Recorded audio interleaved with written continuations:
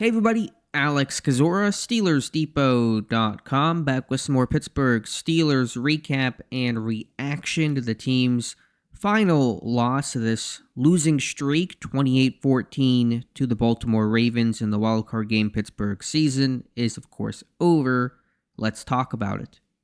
Before we start, if you guys could like this video, subscribe to the channel, and check out the site SteelersDepot.com. Would really appreciate that. So, just a standard Pittsburgh Steelers playoff loss. Unfortunately, that's what the standard has become. It's standard in a slow start where Baltimore jumps ahead and gets out to a 21-0 lead, 14-0. Actually, it was 21-0 at the half. Baltimore with that late touchdown to Justice Hill. So, 21-0, Pittsburgh playing from behind. Offense shows a little bit of life in the fourth quarter. Some big plays in the pass game. Gives you just enough hope Pittsburgh could come back in this one. And then Baltimore closes the door. Another one-and-done scenario for Pittsburgh. 6 straight playoff losses. 5 straight games held at or under 17 points. And another offseason that'll be long, searching for answers and wondering what changes can and will be made that can get this team over the hump. That is the standard now on Pittsburgh. Offensively continues to have little ground game. And yes, game circumstance eventually made it where Pittsburgh couldn't run the football, but even early on there was no traction there. Now Pittsburgh did come out deciding to throw, and I can appreciate that style and choice. Some heavier groupings early, and first pass of the game to Pat Frymouth. Now he dropped it. Second one to Darnell Washington. That got you 9.5, and you converted a 3rd and short to Jaylen Warren. But still not enough Warren overall. Not enough George Pickens early in this game. I know defenses want to take him away, but just given when your offense is struggling so much and you're limited on talent, you got to find ways to feed playmakers. Pickens got his opportunities in the second half, but at that point, you're in classic dig yourself out of the whole situation that Pittsburgh always finds themselves in. If you look at the numbers for Russ, they look good overall. 20 of 29, 270, 2 touchdowns, no picks, still too many sacks. I just think he's not working concepts well. It's a lot of chuck it deep, and the deep ball was effective. It's still his calling card, but when that first read's not there, you really have seen Wilson get skittish, especially these last 5-6 weeks. I think it was even evident before the losing streak. It's easy to sit there and say it's all happening over this losing streak, but you can point to signs when Pittsburgh was winning of him bailing on pockets and not feeling confident in the pocket, and those things just kind of were more hidden underbellies masked by victories that were, rose to the surface, became more obvious once Pittsburgh started losing games. But you rushed for 29 yards, 2.6 a carry, along a 5, which was tied by Najee and Russell Wilson. That's not how the Steelers are going to win, not how most teams are going to win. You have to have an A++ quarterback to win a game like that, and that's not going to be Pittsburgh. So O-line issues continue. The O-line collectively did not play well. Zone run scheme, pass protection, stunt pickup, all that kind of stuff. Wilson didn't help in those matters, but yeah, what was Pittsburgh situationally? Again, some short yardage issues. 3rd down, 5 of 11. Maybe some stuff, a little more traction late, but even then 5 for 11 is not good. Talked a lot about the Justin Fields package. Would you see that? You did see some attempt at it, but little of it, and not much effectiveness there either. Nothing really was effective besides those deep balls, and beat a couple of coverages. Nice plays by Van Jefferson.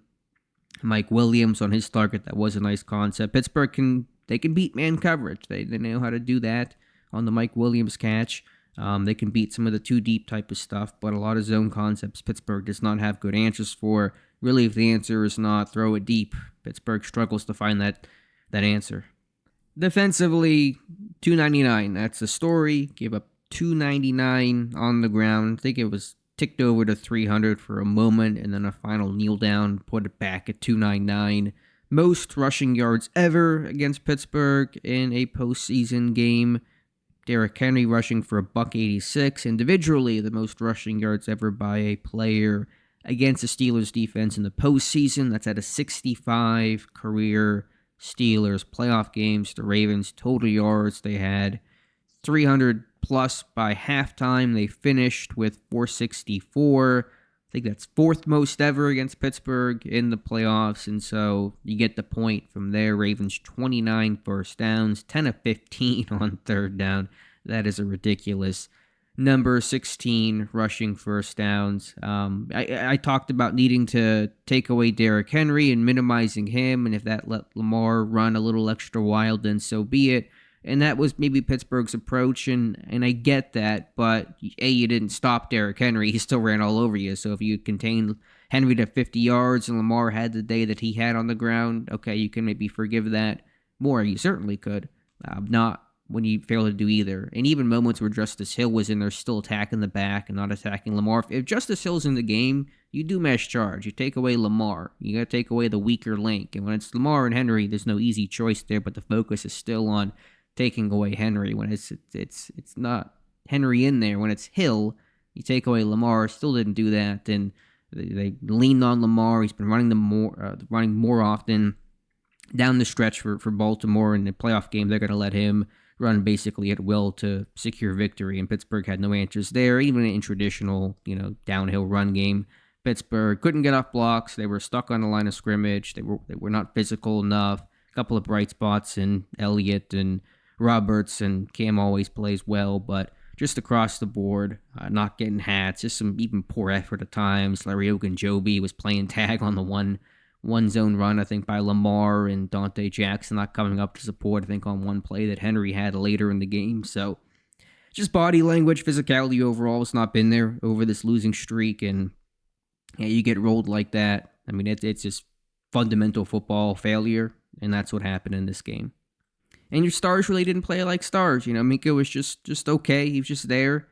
TJ Watt, a goose egg. I mean, it was a quiet day for TJ. There were times where Lamar, when things were taken away, Lamar was able to step up and climb and run around and extend plays, and that can't happen. Guys didn't defeat blocks as pass rushers either, and that was also concerning. Just had the one sack on him, but really not a lot of pressure, even in some of those moments where he's holding the ball for 5+ seconds. The interior, rush didn't collapse the pocket. There were a couple times Lamar was able to get depth, but then hitch back up and scramble or flip the ball. The touchdown to Hill at the end of the half is a good example of that. And so the tackles couldn't, beat the linebackers, I should say, Watt, Highsmith, the edge guys couldn't beat the tackles, and the interior line couldn't collapse, couldn't get a push to funnel Lamar wide. And situations where you had him backed up, though, the real key one was Pittsburgh had just made it 21-7.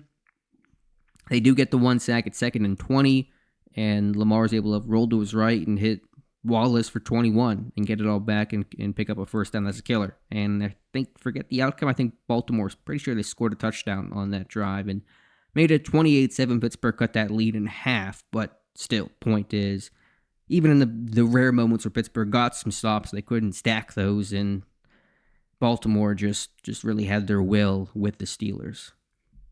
So those are my thoughts. It's another disappointing end. It's another common end to the season, obviously, and everything's pretty raw still.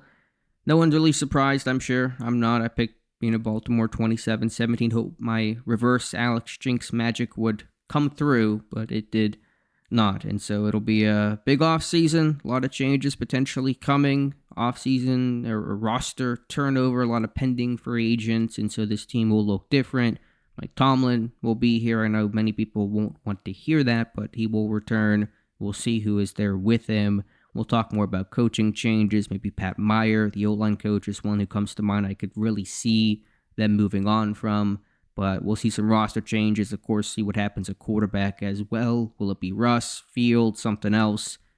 Big open door there for the offseason. So, I want to thank you guys for following throughout the year. Of course, we still have a ton more content coming your way and getting ready for our draft focus, but we'll do a lot of in-season review and all 22 tape of this team, some deeper dives I've been wanting to get into, but are hard to do throughout the course of the season. So, thank you guys for watching and listening. Please like this video, subscribe to the channel, and check out the site, SteelersDepot.com. Thank you again, and we'll talk to you soon.